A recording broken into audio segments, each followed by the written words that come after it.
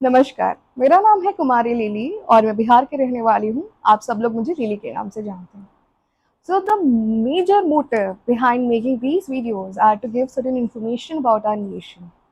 जो चीज़ें हो चुकी हैं, जो चीज़ें होने वाली हैं या जो चीज़ें चल रही हैं, उनके बारे में with all the facts. And मेरे वीडियोस में कोई भी फेक इन्फॉर्मेशन नहीं होगी। After doing a lot of research ये सारी वीडियोस मैं बनाने वाली हूँ। और जब भी हम इंडियन कॉन्स्टिट्यूशन के बारे में बात करते हैं, हमारे दिमाग में डॉक्टर बी आर अम्बेडकर आते हैं, के एन मुंशी सर आते हैं और गोपाल स्वामी सर आते हैं।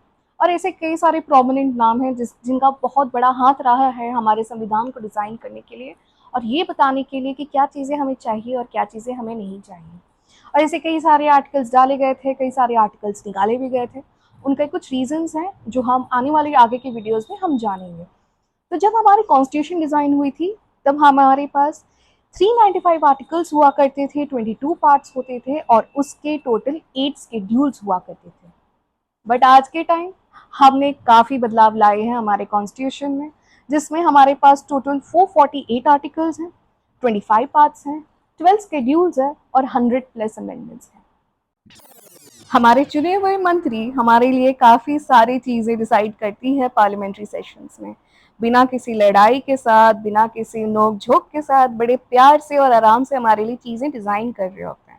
और मोस्ट इम्पॉर्टेंटली वो काफ़ी अटेंटिव रहते हैं हर पार्लियामेंट्री सेशन में, ताकि हमारे लिए कोई भी वो लोग गलत डिसीजन ना उठा लें।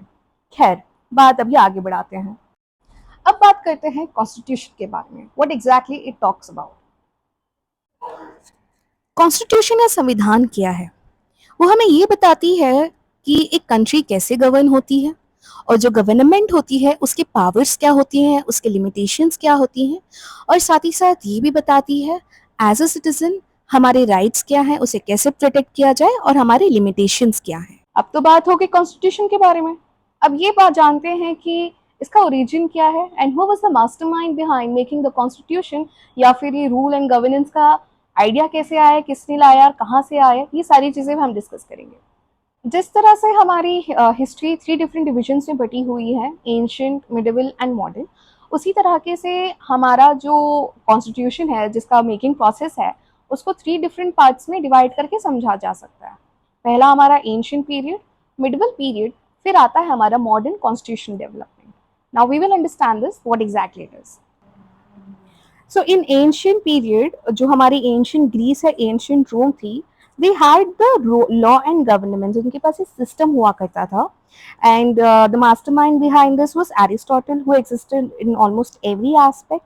एंड उसने ये भी कहा था कि डिफरेंट फॉर्म्स ऑफ गवर्नमेंट होनी चाहिए, और जो कॉन्स्टिट्यूशनल आइडियाज होती हैं इन्होंने ये लोगों से शेयर करी थी, जो मैं आगे बताऊंगी।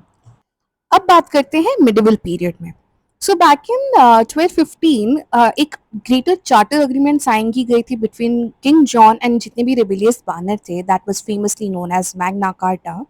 सो मैग्ना कार्टा के कारण एक काफ़ी स्ट्रॉन्ग इंग्लिश मोनार्क का इस्टेब्लिशमेंट हो गया था with the subject of rule of law, जिसके कारण एक काफ़ी बड़ी लेगेसी क्रिएट की गई थी and which inspired Petition of Right, inspired US Constitution and Universal Declaration of Human Rights. Then आता है हमारा modern constitutional development which happened between 17th century till 18th century. We had prominent thinkers like John Locke and Montesquieu, जिसने ये कहा कि separation of powers की जानी चाहिए, जहाँ पर executive, legislature and judiciary का mention की गई थी। और उन्होंने ये भी कहा था कि सारे जो भी डेमोक्रेसी होते हैं या फिर प्रोटेक्शन ऑफ इंडिविजुअल राइट्स की जाती है। So this is about modern constitution. बात तो हो गई अभी 3 डिफरेंट एरास के बारे में। अब बात ये है कि ऐसी कौन सी पहली कंट्री थी जिसने ये सारे चेंजेस को एक्सेप्ट करा था which happened in modern era.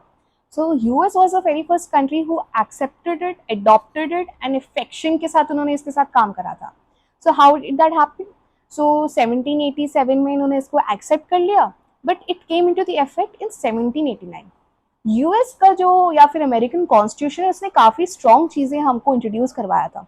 The very first thing was the federal government, जैसे हमने अपनी प्रीवियस स्लाइड में डिस्कस करा था सेपरेशन ऑफ पावर।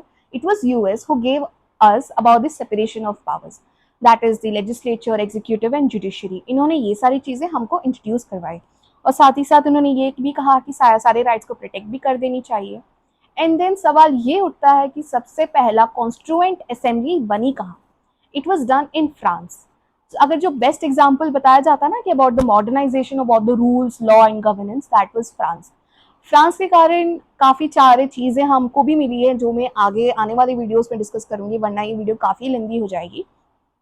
इन्होंने पहला कॉन्स्टिट्यूएंट असेंबली बनाया, फिर बाद में जो नेशनल असेंबली जो बनी थी that was back in 1789।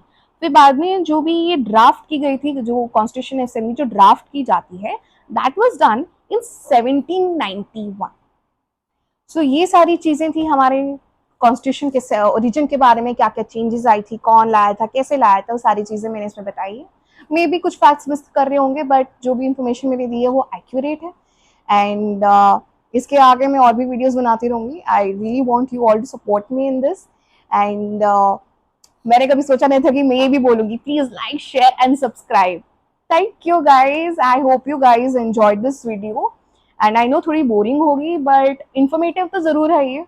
So until next time, अभी मैं मिलूंगी आपको आपके नेक्स्ट वीडियो में। And please do drop suggestions in the video, क्या चेंजेस मैं ला सकती हूँ, क्या वीडियो में चेंजेस नहीं ला सकती हूँ।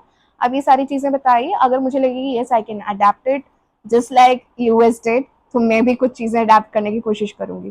Thank you so much, have a great day, bye.